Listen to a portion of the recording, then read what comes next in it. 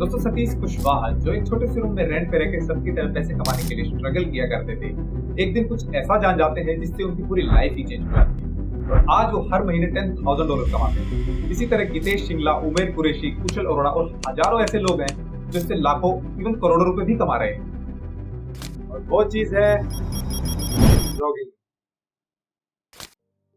एक ऐसी powerful income opportunity जिसमें आप ही खुद के बॉस हैं, अपने टाइम अपनी जगह से काम कर सकते हैं, जिससे आपकी वर्क लाइफ भी बैलेंस रहेगी।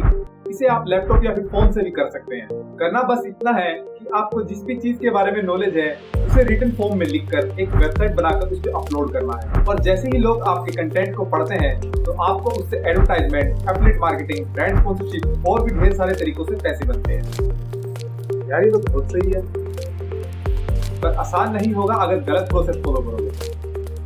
तो शुरू कैसे करें?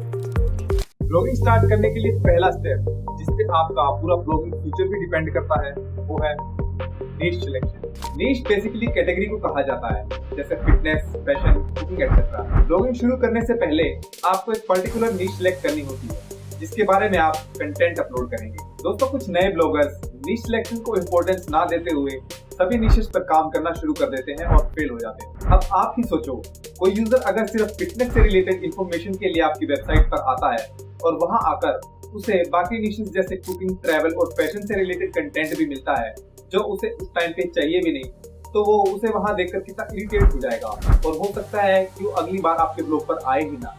इसलिए आपको एक अच्छी सी नीश सिलेक्ट करके पर्टिकुलरली उसी पे ही काम करना है।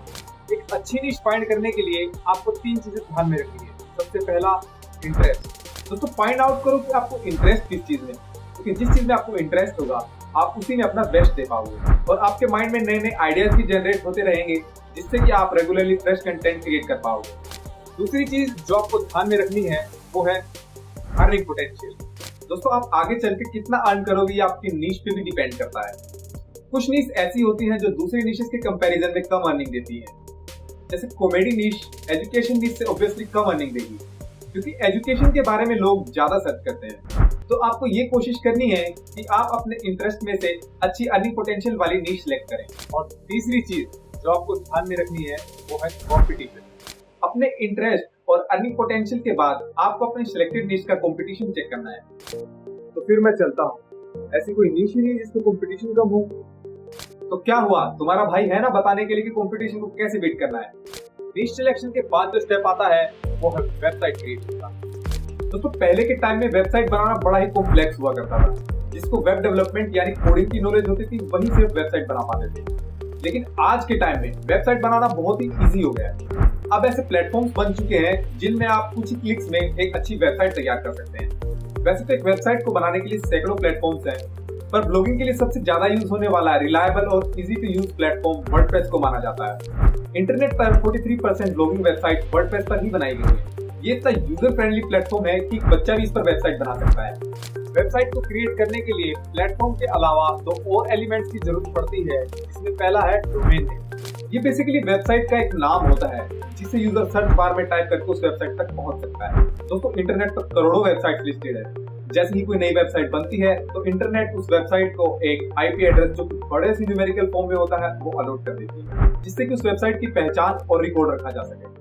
अब ऐसे में एक यूजर को किसी वेबसाइट तक पहुंचने के लिए उसका पूरा आईपी एड्रेस ही टाइप करना पड़ता है और डेली लाइफ में इतनी ज्यादा वेबसाइट्स यूज होती हैं तो इतनी ज्यादा वेबसाइट्स का आईपी एड्रेस याद रख पाना तो इम्पॉसिबल है। इसी प्रॉब्लम को दूर करने के लिए एंट्री ले लेते हैं डोमेन नेम्स। डोमेन को रजिस्टर करवाने के बाद डोमेन वेबसाइट के आईपी एड्रेस से कनेक्ट हो जाता है और फिर एक यूजर बिना पूरा आईपी एड्रेस टाइप किए सिर्फ वेबसाइट का नाम एंटर करके उस वेबसाइट तक पहुंच सकता है।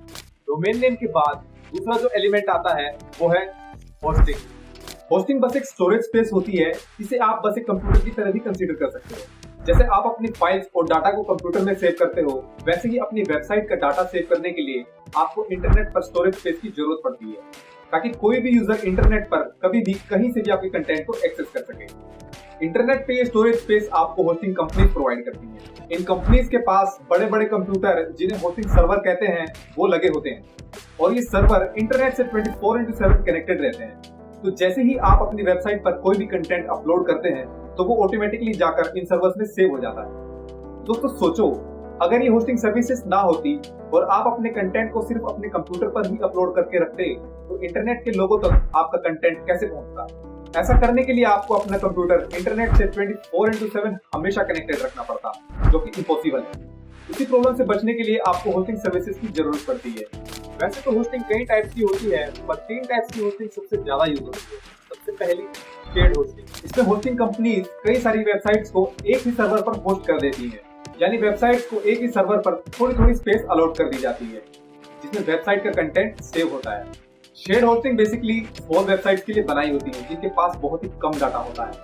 इसकी स्पीड और रिसोर्सेज एक छोटी वेबसाइट के लिए काफी होते हैं, और आपको भी सबसे पहले शेयर्ड होस्टिंग का ही इस्तेमाल करना है। इसके बाद दूसरे नंबर पे आती है VPS, virtual private server hosting. ये उन वेबसाइट्स के लिए होती है जिनके पास थोड़ा ज्यादा ट्रैफिक यानी यूजर्स आते हैं। इसमें वेबसाइट्स को शेयर्ड होस्टिंग के कंपैरिजन में थोड़ी ज्यादा स्पेस अलॉट की जाती है। इसकी स्पीड और रिसोर्सेज भी शेयर्ड होस्टिंग से थोड़े ज्यादा होते हैं। VPS होस्टिंग के बाद तीसरे नंबर पे आती है डेडिकेटेड होस्टिंग। ये होस्टिंग बेसिकली बड़ी कंपनी जैसे Amazon, एप्पल, टेस्ला की वेबसाइट्स के लिए होती है। इसमें वेबसाइट्स को सर्वर का कोई पार्ट नहीं बल्कि एक सर्वर ही दे दिया जाता है, जिसकी स्पीड और रिसोर्सेज बहुत ही अच्छे होते हैं। पर इस होस्टिंग में अगर कोई टेक्निकल प्रॉब्लम आ जाती है तो कंपनी कोई भी सपोर्ट प्रोवाइड नहीं करती। इसमें वेबसाइट के ओनर को खुद से ही प्रॉब्लम को सोल्व करना पड़ता है। दोस्तों, डोमेन और होस्टिंग दोनों को ही आपको किसी अच्छी कंपनी से परचेज करना पड़ता है।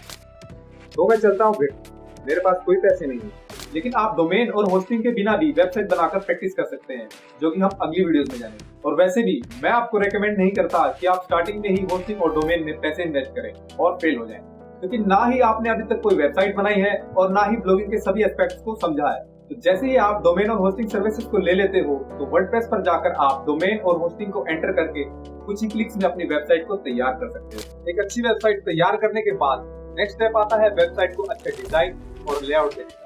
दोस्तों, एक यूजर आपकी वेबसाइट पर लंबे समय तक टिका रहे, इसके लिए आपको अपनी वेबसाइट को एक अच्छा डिजाइन और एक लेआउट देना होता है, ताकि वो यूजर आपकी वेबसाइट पर इजीली नेविगेट कर पाए और आपकी वेबसाइट उस यूजर को लंबे समय तक अट्रैक्ट कर पाए।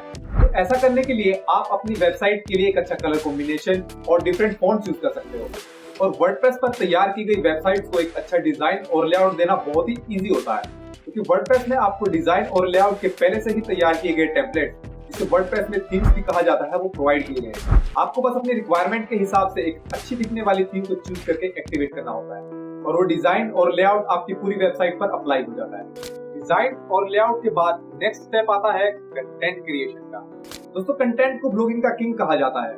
जो ब्लॉगर इस बात को समझ जाते हैं उनका फेल होना इम्पॉसिबल और सक्सेस को जल्दी अचीव करना पक्का हो जाता है। तो अपने कंटेंट को लिखते समय आपको उसे एक अच्छा सा स्ट्रक्चर देना है, जिसमें आप अपने कंटेंट को हेडिंग, सब हेडिंग, पैराग्राफ और बुलेट पॉइंट्स में डिस्ट्रीब्यूट करें, जिससे जो मैसेज आप अपनी ऑडियंस को देना चाहते हो वो उन्हें क्लियरली समझ में आ जाए। और वहीं अगर आप अपने कंटेंट को बिना स्ट्रक्चर दिए एक कहानी की तरह एक पैराग्राफ में लिख देंगे तो आपके यूजर उसे पढ़ना तो दूर, पर उसे देखते ही आपकी वेबसाइट को भी छोड़ देंगे। एक अच्छा स्ट्रक्चर देने के साथ साथ आपको अपने कंटेंट को इतना एंगेजिंग भी बनाना है कि जब कोई यूजर आपके कंटेंट को पढ़ना शुरू करे तो पूरा पढ़ने पे मजबूर हो जाए। अपने कंटेंट की एंगेजमेंट को बढ़ाने के लिए आप उसमें इमेजेस, ग्राफिक्स और वीडियोस भी ऐड कर सकते हैं। कंटेंट क्रिएशन के बाद स्टेप आता है SEO, सर्च इंजन ऑप्टिमाइजेशन का। ये बेसिकली एक वेबसाइट को सर्च इंजन यानी गूगल पर रैंक कराने का प्रोसेस होता है। दोस्तों, गूगल पर मौजूद हर एक वेबसाइट ये चाहती है कि वो गूगल के फर्स्ट पेज पे रैंक करे, क्योंकि गूगल के फर्स्ट पेज पे रैंक करना मतलब ज्यादा अर्निंग, क्योंकि यूजर्स टिपिकली फर्स्ट पर दिख रही वेबसाइट्स पर ही ज्यादा क्लिक करते हैं। तो ऐसे में गूगल इतनी सारी वेबसाइट्स में से किन वेबसाइट्स को फ्रंट पेज पे रैंक करता है, इस रैंकिंग को ही देने के लिए गूगल ने वेबसाइट्स के लिए कुछ गाइडलाइंस लॉन्च की, जैसे कि वेबसाइट की स्पीड अच्छी होनी चाहिए, सिक्योर होनी चाहिए और भी ऐसी कई सारी गाइडलाइंस। और कहा जो भी वेबसाइट इन गाइडलाइंस को बेस्ट फॉलो करेंगे वो वेबसाइट गूगल के फर्स्ट पेज पर रैंक करेगी। तो सर्च इंजन की गाइडलाइंस के हिसाब से अपनी वेबसाइट को ऑप्टिमाइज करने को ही SEO कहते हैं। तो आपको भी सर्च इंजन की गाइडलाइंस के हिसाब से अपनी वेबसाइट को ऑप्टिमाइज यानी SEO करना है, ताकि आपकी वेबसाइट भी बाकी वेबसाइट से ऊपर रैंक हो। यार, ब्लॉगिंग से अर्न करना तो बहुत लंबा प्रोसेस लग रहा है, कुछ ऐसा बताओ ना जिसमें जल्दी पैसा बने। दोस्तों, मैं मानता हूँ कि ब्लॉगिंग से अर्न करना थोड़ा टाइम टेकिंग प्रोसेस है, पर ये एक long term sustainable income source होता है। ये किसी अर्निंग ऐप की तरह नहीं होता जिससे आपको जल्दी पैसे तो बनते हैं पर कभी आपके अकाउंट में ही नहीं आते। और दोस्तों, एक बात हमेशा याद रखना, what comes easy won't last long and what lasts long won't come easy। SEO के साथ नेक्स्ट स्टेप आता है प्रमोशन का। इसमें आपको हर जगह सोशल मीडिया पर और जहां भी आपकी ऑनलाइन प्रेजेंस है वहां पर अपने ब्लॉग को प्रमोट करना है, जैसे कि फेसबुक, इंस्टाग्राम और टेलीग्राम ग्रुप एक्सेट्रा, ताकि वहां से भी आपके ब्लॉग पर ज्यादा ट्रैफिक आ सके और आपको ज्यादा रेवेन्यू जनरेट हो सके। दोस्तों लास्ट में जो स्टेप है वो सबसे इम्पोर्टेंट है, क्योंकि इसी स्टेप के बाद हमारे बैंक अकाउंट में पैसे आना शुरू होते हैं और वो है मोनेटाइजेशन का। तो जैसे ही आपके ब्लॉग पर विजिटर्स आने लग जाते हैं तो आप अपने ब्लॉग को ढेर सारे तरीकों से मोनेटाइज करा सकते हो। पर सबसे कॉमन मोनेटाइजेशन मेथड एडवर्टाइजमेंट के थ्रू मोनेटाइज करना होता है। इसमें बड़ी बड़ी कंपनीज आपके ब्लॉग पर एड चलाती हैं और जैसे ही आपके यूजर आपके ब्लॉग पर चल रही इन एड्स को देखते हैं या फिर उन पर क्लिक करते हैं तो आपको उन एड्स के पैसे मिलते हैं। यार मुझे समझ नहीं आ रहा मैं नीश कैसे सिलेक्ट करूं, मुझे कोई अच्छी नीश मिल ही नहीं रही। तो नेक्स्ट वीडियो में हम जानेंगे कि आपको बेस्ट नीश कैसे सिलेक्ट करनी है। अगर आपको ये वीडियो इन्फॉर्मेशनल लगा हो तो इस वीडियो पर लाइक, शेयर और कमेंट जरूर करना और ऐसे ही और वीडियोस के लिए चैनल को सब्सक्राइब जरूर करना।